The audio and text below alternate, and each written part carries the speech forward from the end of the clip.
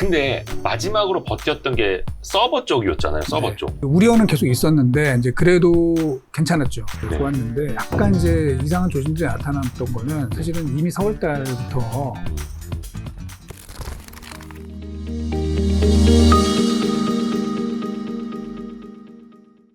약간 이제 그 하반기 전망 네. 이쪽으로 좀 넘어가 봐야 될 텐데, 얼마 전에 쓰신 그 자료 보니까 이게 폭우 속에서 운전하는 약간 이런 제목을 잡으셨어요.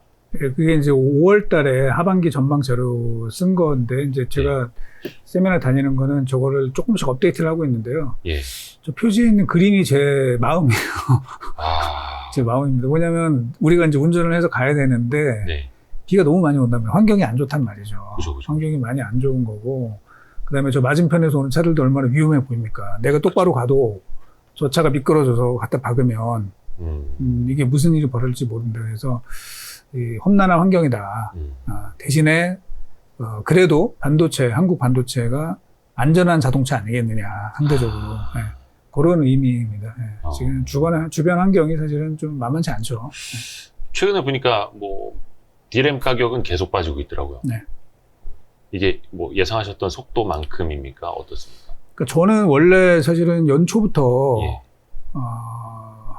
제가 이런 얘기하면 좀 그런데 네, 네. 올해 뒤로 가면 갈수록 좀 안 좋을 거로는 봤었어요. 네, 네. 봤었는데 중간에 한번 올랐죠. 좀 여러 가지 이유로 한 연초부터 2월 한 달 동안 조금 한번까지 올랐습니다. 네. 그래서 기대감들 많이 생겼는데 저희가 되짚어 보면 2월 24일 날 이제 전쟁이 났죠. 예.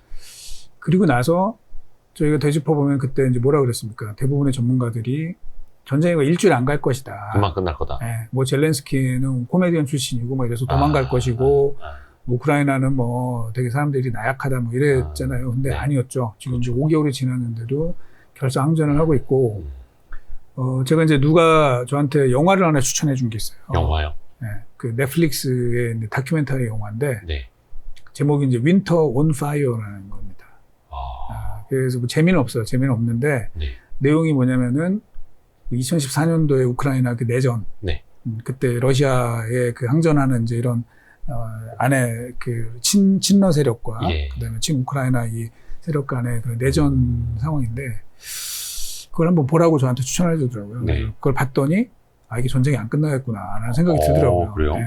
그러니까 이제 우크라이나 국민들의 이 러시아에 대한 울분, 반감 이런 게 워낙 크고 이 저항의 심도 굉장히 투철하신 그런 국민들이었기 때문에 우리가 알고 있어 잘 몰랐잖아요, 사실 우크라이나에 대해서. 그렇죠, 잘 모르죠. 그런데 이제 만만치 않았다라고 좀 볼 수 있었고 그 전쟁이 이제 일주일 만에 끝날 것이다 했는데 안 끝나니까 3월부터 디램 가격이 빠지기 시작했죠.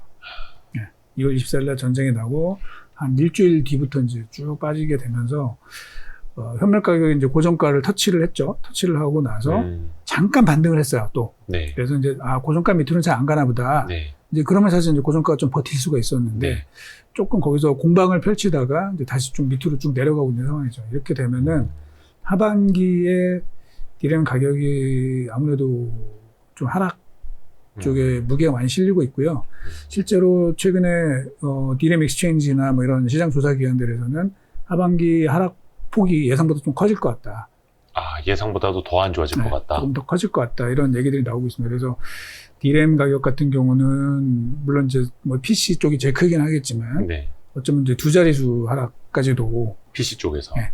그렇게 좀 보고 있는 것 같고요.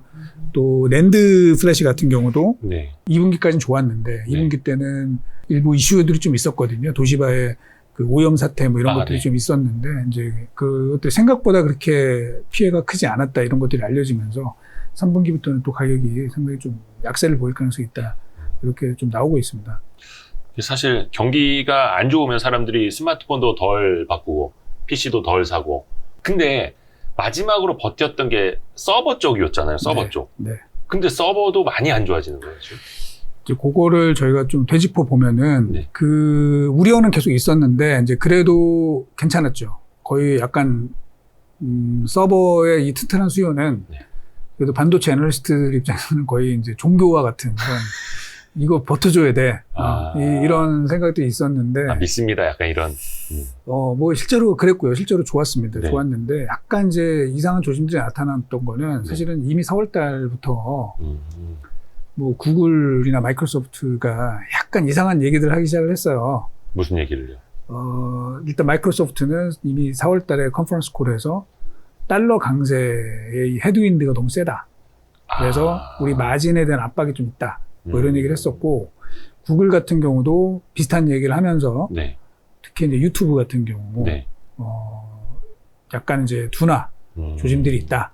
광고 수익의 둔화 조짐들이 있다. 이제 이런 정도로 해서 넘어갔습니다. 이제 근데 그때만 하더라도 사실은 그래도 괜찮겠지라는 이제 이런 생각들이 있었는데 네. 그 촉매가 됐던 게 이제 5월 30일 날이었는데요. 네. 그 스냅이라는 회사, 그러니까 JP 모건에서 이제 컨퍼런스를 하고 있었는데 네. 실적 발표는 그 전에 했어요. 그 전에 했는데 그때는 별 얘기가 없었거든요. 네. 근데 5월 30일 날 JP 모건 컨퍼런스에서 무슨 얘기를 했냐면은 광고 수주료가 줄고 있다라고 얘기를 한 겁니다. 그러니까 기업들이 광고를 많이 안 한다는 거죠. 그렇죠. 돈을 안 쓴다. 그렇죠. 그러면은 이 서버 투자도 결국 이제 기업들이 돈을 써야지게 되는 건데 거기서 이제 사람들이 흔들린 거죠. 그러면은 이거 이상한데 기업들이 돈을 그렇게 많이 벌었잖아요. 사실 굉장히 많이 벌었고 그래서 네. 투자 열심히 하겠다라고 했는데 광고에 투자를 안 한다? 그러면 서버도 이거 줄이는 거 아니야? 이제 이런 걱정들이 막 퍼지면서 일부 옛날에 뭐 조금 돌았던 이야기들까지 막 다시 한번 재생산되면서 그날 하이닉스가 제가 기억하기로 한 6%인가 그렇게 예. 빠지고 이런 일들이 있었어요. 예. 그래서 이제 그렇게 지나갔고 스냅은 그날 주가가 43% 빠졌고요. 예. 5월 30일 날. 그래서 이제 뭐 워낙 많이 빠졌기 때문에 이제 다 반영됐나 보다라고 했는데 이제 지난주였죠. 어제였나요? 지난주 얼마 전에 또 주가 39% 또 빠졌잖아요. 실적 발표를 했는데 2분기 실적 발표하면서 실적 발표했는데 뭐 마찬가지로 상황이 안 좋다. 뭐 얘기를 하면서 가이던스 자체를 못 주겠다. 뭐 이렇게 가니까 이게 이제 반영이 된 줄 알았는데 한 번 더 맞는 거죠. 이거 아닌가 그러면서 이제 또 좀 타격을 좀 받은 상황이죠. 그리고 이제 뭐 아시겠지만 오늘 네. 새벽에 월마트가 또 갑자기 오늘은 저희가 7월 26일입니다. 네. 월마트가 갑자기 그 CEO가 네. 안 하던 이제 중간 실적 발표를 한 거예요. 중간 실적 발표를 해가지고 2분기 원래 회사가 줬던 가이던스가 EPS가 한 1% 정도 증가할 거다라는 네. 이제 가이던스를 지난 1분기 때 줬는데 이거를 뭐라고 했냐면은 그게 아니라 한 13% 정도 감소할 것 같다. 뭐 이렇게 네. 중간 가이던스 바꾼 거죠. 네. 그러면서 하반기에 소비 둔화가 좀 더 확대될 가능성이 있다. 재고에 대한 부담도 상당히 많다. 이제 이런 얘기가 나오면서 그렇죠. 지금 시간화해서 미국이 뭐 조금 안 좋은 상황이죠. 네.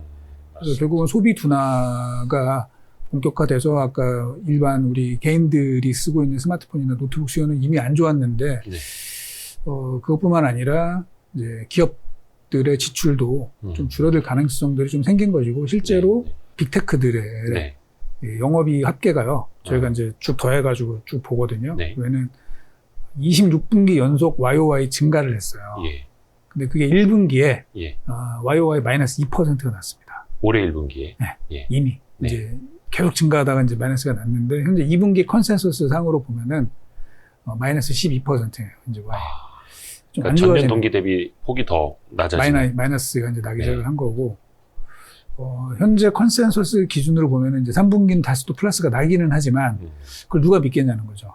제가 보면 이제 가이던스가 어떻게 나오느냐가 그래서 이제 굉장히 중요한 거죠. 이제 뭐 내일 기업들 모레 자체로 어떻게 보느냐. 예. 그렇죠. 내일 모레 우리 투자를 많이 하려고 했는데 우리 실적이 좀 둔화된다. 그러면 뭐 혹시라도 이제 좀 투자를 좀 줄일 수 있다라는 얘기가 나오게 되면 사실은 좀 불안한 감들이 많이 생기는 상황이죠. 지금 제일 중요한 키팩터는 그러면은 이겁니까? 그러면 소비 침체나 경기 둔화. 뭐 결국은 이거가 촉발된 거는 예. 일단 전쟁. 그러니까 인플레이션이긴 한데 그거를 더 촉발한 게 또 시킨 게 또 전쟁이니까 사실은 이거가 좀 해결이 되면은 제가 볼 때는 뭐 단기간에 또 심리는 굉장히 회복이 될 수 있습니다. 네. 하지만 이제 인플레이션 자체가 너무 높아요. 지금 너무 높고 물론 이제 피크는 쳤겠죠. 피크는 쳤을 가능성이 상당히 높기는 하지만 네. 저희가 그 인플레를 제가 좀 분석을 많이 했어요. 이게 왜냐면 뭐 일시적이다 뭐 그랬는데 아니었던 것이고 생각보다 지금 너무 높은 상황이라 네. 저희가 이제 미국의 인플레이션이 과연 어떻게 될 건지 여러 가지 시나리오를 좀 잡아서 좀 생각을 해봤는데요. 네. 지금 지난 6월 달에 이제 9.1%가 나왔잖아요. 예. 그럼 예를 들면 이제 연말에 저희도 이제 그보다는 좀 낮아질 거는 보고 있는데 6월 달에 그 WTI 평균 가격이 114불 정도 됐거든요. 네. 이게 연말까지 예를 들면 25%가 빠진다. 예. 상당히 많이 빠지는 거죠, 그 정도면. 예. 그래서 한 85불까지 빠진다. 네. 그렇게 가정을 하고 나머지 그 가격 증가율도 상당히 좀 둔화되는 이런 상황으로 가정을 해도 네. 연말에 인플레이션율이 7.8 정도가 나옵니다. 7.8. 상당히 높죠. 그러니까 여전히. 예, 여전히 굉장히 높습니다. 그래서 제가 볼 때 잘 안 떨어집니다. 그리고 만약에 지금 주가가 뭐 97에서 뭐 90, 뭐 98 이 정도 왔다 갔다 하고 있는데 만약에 네. 연말에 주가가 100불이 된다. 네. 그냥 현재 수준을 유지한다. 이렇게 되면 제가 볼 때 인플레 8.5 정도 나옵니다. 연말까지요. 네. 그러면 잘 안 떨어진다는 거죠.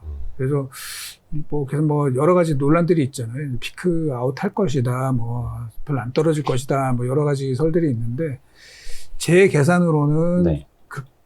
뭐 피크는 쳤을 수 있지만 네. 시장에서 기대하는 것보다는 굉장히 높은 수준이 계속 유지가 될 것 같아요. 이렇게 되면은 결국은 이 소비에 대한 부담이 상당히 있는 거죠. 그래서 월마트의 이제 오늘 이야기들도 보면은 네. 매출액은 오히려 약간 증가할 것 같다는 거예요. 아, 월마트가? 네. 네. 네. 그 왜 증가하냐 이제 그랬더니 뭐냐면은 이제 생필품 많이 산다는 겁니다. 생필품 미리 막 사기 시작을 한다는 거예요. 미리 사놓는 대신에 소비가 이제 줄어드는 쪽은 뭐냐면 뭐 내구재들, 굳이 필요 없는 것들, 그 음식료 이런 것도 마진이 좀 박할 텐데 네. 그것들은 많이 팔리는 반면에 뭐 예를 들면 가전제품, 가전. 네. 기타 내구재들 이런 것도 좀 안 팔리고 있고 그래서 그런 쪽의 소비들은 조금 둔화되는 것들이 곳곳에서 좀 나타나고 있는 상황인 것 같습니다. 그래서 사실 뭐 반도체는 제가 볼 때 한국 반도체, 삼성, SK하이닉스 너무 잘하고 있어요. 그 업황 내에서는 굉장히 잘하고 있지만 이제 주변 환경들이 좀 바뀌고 있어서 그게 조금 부담이 되는 그런 상황입니다. 단 예. 주가는 이제 많이 빠졌죠, 사실. 뭐 제가 말씀드린 것들이 뭐 100%인지는 모르겠습니다만 일정 부분 이상은 주가에 상당히 많이 반영이 돼 있다. 그러다 보니까 사실 지난주에 뭐 이런 여러 가지 안 좋은 뉴스가 있어도 지난주, 지지난주 2주 연속으로 보면 반도체 섹터가 좀 주가 반등을 한 그쵸. 그런 상황이 좀 이어지고 있는 것이죠. 조금 바닥은 쳤다고 보시는 건가요, 그러면? 다시 빠질 수도 있다고 저는 보는데 네. 일단 뭐 대바닥 정도 나오지 않았나라고 생각이 됩니다. 예를 들면 우리 반도체 업체 중에서 흔히 말하는 이제 슈퍼을이라고 하는 이제 ASML 예. 여기를 좀 말씀을 드리면은 주가 고점이 한 770유로 정도 됐는데요. 네. 이게 403유로까지인가 빠졌어요. 네. 고점 대비해서 무려 48%가 빠졌다는 거죠. 네. 사실 이 회사는 경쟁자가 없잖아요. 그렇죠. 전 세계 유일무이한 제가 항상 말씀드리지만 글로벌 넘버원이 아니라 온리원이다. 그렇죠. 뭐 이럴 정도로 굉장히 강력한 회사였는데 주가가 48%가 빠졌습니다.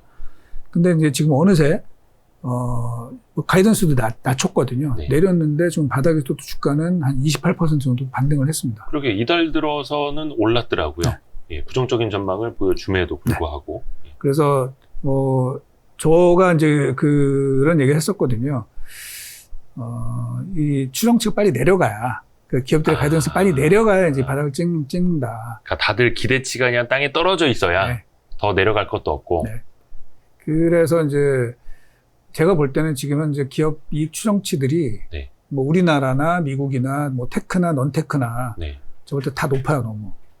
그래서 이게 조금 조정을 받아야 네. 그래야 이제 좀 진짜 바닥일 것 같고 다만 이제 아주 대바닥 이건 시장에서는 생각을 하고 있는 거죠. 그러니까 펀드 매니저들이나 투자자들은 내년도에 기업 실적이 좋아질 거라고 생각하는 사람 거의 없을 거예요. 그렇잖아요. 네. 근데 지금 애널리스트 컨센서스를 뽑아보면은 반도체뿐만 아니라 코스피 전체, 미국도 마찬가지고 전체가 보면 사실은 이익 증가로 나옵니다. 근데 안 맞잖아요. 그래서 이게 뭐 저도 애널리스트고 네. 뭐 제가 이런 얘기 하는 게 무슨 뭐 좀 그렇긴 한데 네. 애널리스트들이 약간 뒷북을 쳐줘야 네. 뒷북을 쳐줘야 이제 투자자들이 진짜 바닥이다라고 느끼지 않을까 이런 생각도 좀 합니다. 우리 이승우 센터장님도 좀 많이 낮춰주시죠, 그러면. 저는 사실은 계속 낮춰왔어요. 계속 네. 낮춰왔고 네. 연초부터 저는 예를 들면 삼성전자, SK하이닉스 기준으로 올해 대비 내년도 이익이 미니멈 30% 감소할 거라고 보고 있었어요. 네. 근데 사실은 지금 컨센은 뭐 거의 증가거든요. 네. 안 그럴 것 같잖아요. 세계 경제가 침체로 가느냐 마느냐 하고 있는 상황에서 이익이 증가한다 이거 쉽지 않고요. 이거는 뭐 반도체 아까 말씀드린 반도체만 이런 게 아니라 네. 코스피 전체로 그렇습니다. 지금 작년도에 코스피 영업이익이 233조였어요. 네. 그리고 이제 올해 현재 예상이 한 250조 정도 되고 있는데 내년도 현재 컨센서스가 280조거든요. 저는 그렇지 않을 것 같아요. 그렇지 않을 것 같기 때문에 이게 이제 내려와야 되는데 내려오면은 투자자들은 제가 볼 때는 정말 이제 사실 준비를 좀 적극적으로 해야 된다. 제가 볼 때는 어쩌면 바닥은 지났을 수도 있어요. 네. 근데 그리고 나서 일단 랠리를 했는데 이게 이제 에너지들이 또 낮추게 되면 또 영향이 좀 있거든요. 네. 그래서 이제 이런 그 중간 조정이 한 번 더 있지 않을까 그런 생각을 좀 합니다. 그래야지 이게 진짜 우리가 확인한 바닥이 정말 바닥이 맞는지 다시 한번 또 볼 수가 있는. 네. 그래서 실제로 제가 이제 여기 오기 전에 네.